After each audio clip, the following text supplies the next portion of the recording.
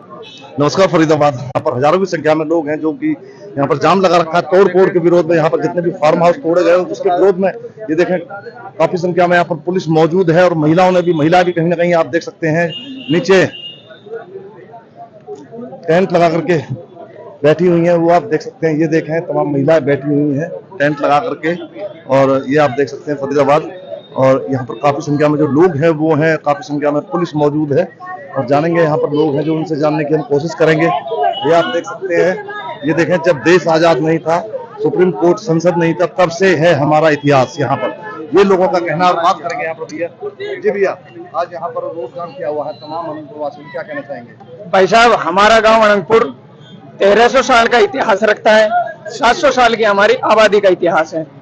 PLPA act 1900 का हवाला देके गांव में अवैध तरीके से तोड़फोड़ की जा रही है। हमारी जो आबादी की जमीन है जिसमें हम मालिकाना हक रखते हैं, उसको भी बिना कागज देके DFO साहब, DC साहब इल्लीगल तरीके से केवल ये बोल के कि भाई ये अवैध है और ये वन विभाग की जमीन है, तोड़फोड़ कर रहे हैं।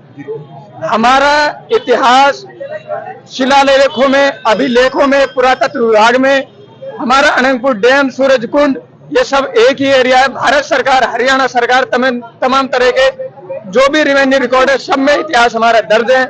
हम लीगल हैं, हमको जबरदस्ती अवैध बोल के तोड़ने की, उजाड़ने की कोशिश की जा रही है। हमारे नेतागण, हमारे क्षेत्र के विधायक सदन में बोल के आते हैं कि अरावली क्षेत्र को खाली किया जाए, लेकिन वो कोई भी व्याख्या गांव अनंतपुर, गांव अनखीर, मेवला या हमारे और बाकी जो पहाड़ों में गांव है उनके लिए नहीं करते हैं, जबकि उन्हें पता है कि भाई हमारे इतिहास है कहीं 700 साल का, कहीं 1300 साल का।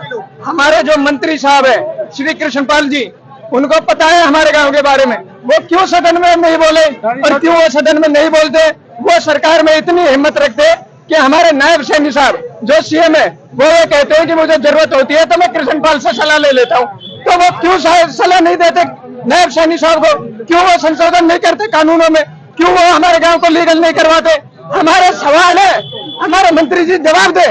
वो वोट लेने के लिए आ जाते हैं हर महीने में, 2 महीने में, 5 महीने में। साहब, आपके गांव से विधायक भी हैं समालका से, मनमोहन सिंह भड़ाना जी, वो भी यहाँ पर हैं। उनसे आपने बोला, उनका भी तोड़ दिया गया? मनमोहन भाई का कल तोड़ दिया गया। हमारे अंदर रोष कई दिन से, हम कल इकट्ठे हुए। मनमोहन भाई ने, अध्यक्ष साहब ने ये बोल दिया कि आप अपने हाथ में कानून मत लो, मेरा टूटा है टूटने दो, हम सरकार में बात रखेंगे, हम लीगल तरीके से कोर्ट में जाएंगे, हम अपनी बात सड़क पर रखेंगे, हम कानून हाथ में नहीं लेंगे। मेरा जो नुकसान हो रहा है होने दो, मेरे लिए आप बेहतर हो, आपसे बढ़ के कुछ नहीं है, आप हो तो मैं हूँ, हमारे मनमोहन भाई ने ये कहा है। देखिए, फरीदाबाद से ही, अनंतपुर गांव से फरीदाबाद की राजनीति शुरू हुई है।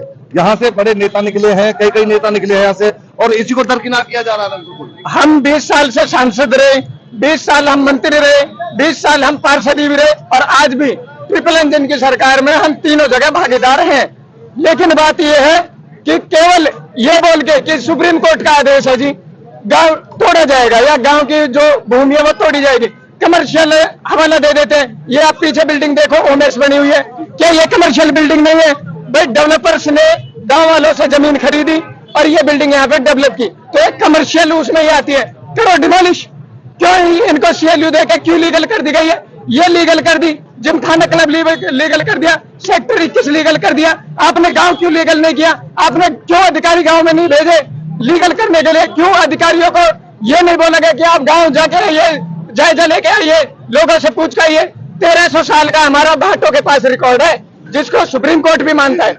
सुप्रीम कोर्ट के जज AC में बैठ के कोई भी ऑर्डर कर देते हैं, कोई भी कलम चला देते हैं। वो जस्टिफाई क्यों नहीं करते? वो क्लेरिफिकेशन क्यों नहीं देते? वो व्याख्या क्यों नहीं करते कि कौन लीगल है कौन इलीगल है? हम अवैध नहीं है, हमने सरकारी जमीनें नहीं घेरी है, ये जमीन हमारी है, हमारे पुरखों की है, हमारे दादा परदादाओं की है, हमारे राजाओं की है। हमारे राजा अनंतपाल तंवर के नाम पे हमारा गांव है, और उसी के आधार पे 1300 साल से, 700 साल से हमारी आबादी चल रही है। प्रशासनिक अधिकारियों का कहना है कि सुप्रीम कोर्ट का ऑर्डर है, तो इसको लेकर के आप DC साहब से मिले? DC साहब के पास हमारे गांव के जिम्मेदार बड़े भाई, सम्मानित भाई गए हैं, वो अपनी बात रख रहे हैं, DFO साहब को भी रख रहे हैं। पर बात यह है कि कल जब अध्यक्ष साहब, विधायक समालका भाई मनमोहन भड़ाना का फार्म हाउस तोड़ा गया, उसकी गैर मुमकिन कायमी भरी हुई थी।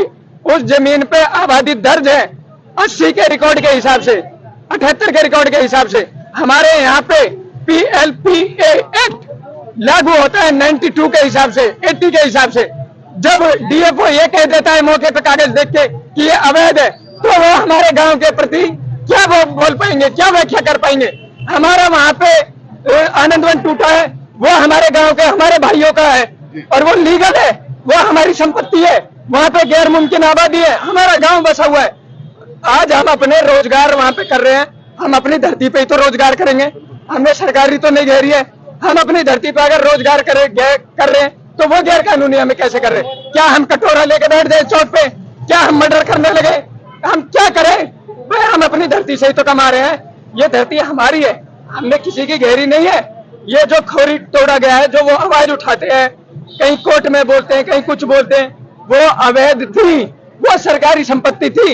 हमारा गांव सरकारी संपत्ति में नहीं है, हम अपनी जमीन में, और हम ये अस्तित्व में है। हमारी आज राजनीतिक जड़ें कमजोर है, तो इसका मतलब ये नहीं कि हमारा गांव कमजोर है। हमारी 15,000 की आबादी है, आज हम यहाँ पे 1000-2000 इकट्ठे हुए हैं, कल हम यहाँ पे 10,000 इकट्ठे होंगे। हमारी माताएं बहनें, हमारे बच्चे सब यहाँ पे आएंगे। जब हमें अपने घर उजड़ते दिखेंगे तो हम अपने वजूद के लिए लड़ाई लड़ेंगे, और चारों जगह लड़ेंगे। हम सुप्रीम कोर्ट में भी लड़ेंगे, हम राजनीति में भी लड़ेंगे, हम सड़क पे भी लड़ेंगे, और हम आपके माध्यम से भी लड़ेंगे। हम कमजोर नहीं है। अगर अब तोड़फोड़ होती है तो आगे आपकी क्या रूपरेखा होगी? हम तोड़फोड़ का सख्त चारों तरफ से छल बल सब तरीके से विरोध करेंगे।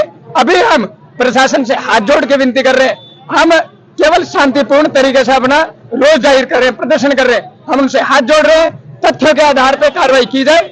भाई आप हमारे जमीन के रिकॉर्ड निकालो, आप तहसीलदार को बैठा लो, आप पटवारी को बैठा लो। 80 में PLPA एक्ट लागू होता है गांव पे, आप उनको पूछो कि भाई गांव कब से आबाद है।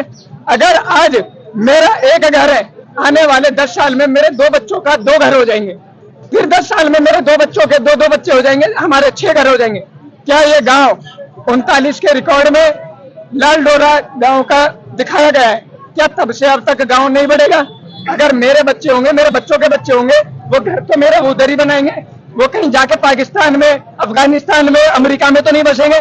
फिर क्यों सरकार की ऐसी पॉलिसी नहीं है कि भाई इनके लीगलाइज किया जाए, इनको मार्क किया जाए, इनको छूट दी जाए? क्यों लाल डोरा नहीं बढ़ाया गया? हमारा लाल डोरा 39 के बाद में, 1939 के बाद में, आप इमेजिन कीजिए, जब देश आजाद नहीं था, जब संविधान नहीं था, जब सरकार नहीं थी, जब सुप्रीम कोर्ट नहीं था, तब का हमारा लाल डोरा है, और उसके आधार पर बोलते थे भाई इलीगल है।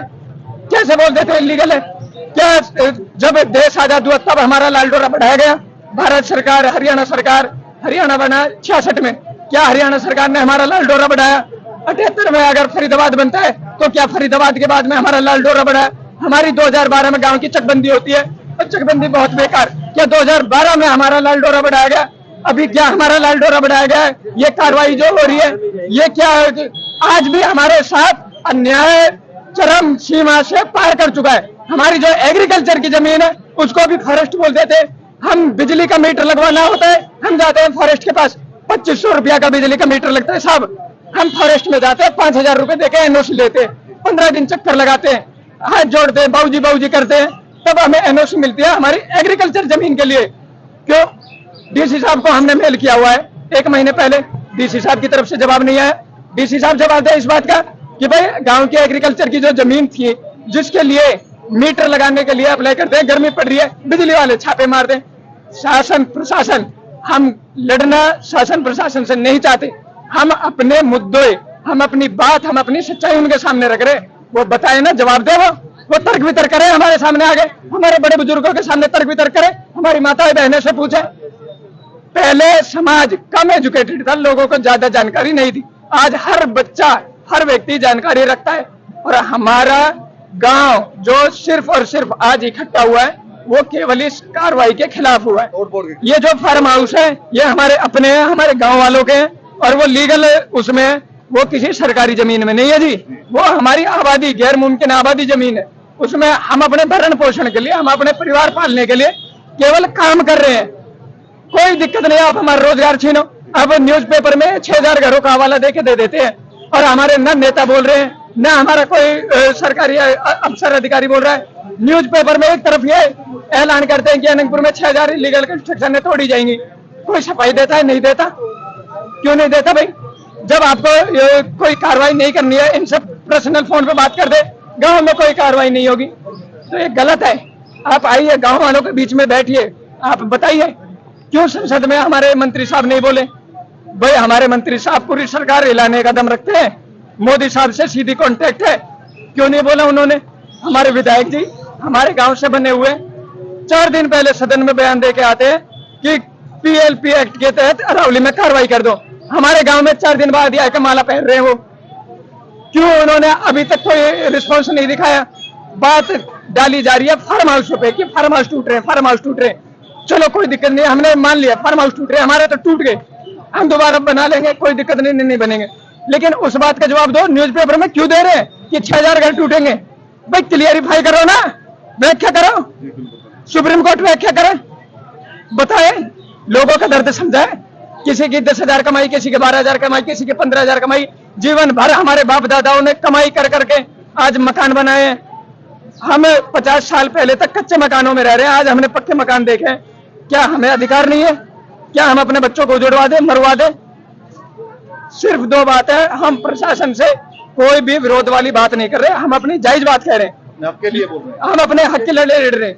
लेकिन फिर भी प्रशासन हमें कमजोर ना समझे। हमने 1857 की भी लड़ाई लड़ी है, हमने अभी 10-15 साल पहले राजस्थान में भी लड़ाई लड़ी है।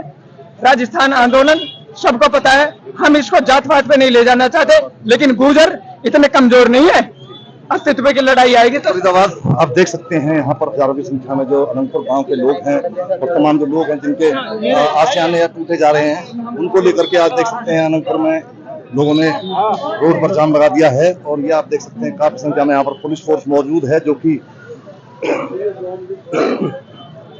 किसी भी स्थिति से निपटने के लिए यहाँ पर मुस्तैदी से खड़ी हुई है। पुलिस के काफी संख्या में यहाँ पर लोग खड़े हुए, पुलिस के जवान खड़े हुए हैं। ये आप देख सकते हैं फरीदाबाद।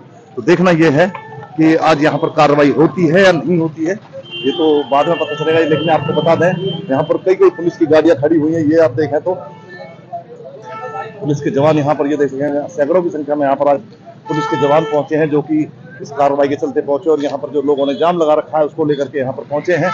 तो फरीदाबाद फिर जोड़ेंगे, क्या अपडेट आती है इसमें निकल के। लोग गए हैं डीसी साहब से मिलने के लिए यहाँ गाँव के, फिर जोड़ेंगे किसी अन्य खबर के साथ। तब तक बन रहे हमारे साथ, नमस्कार।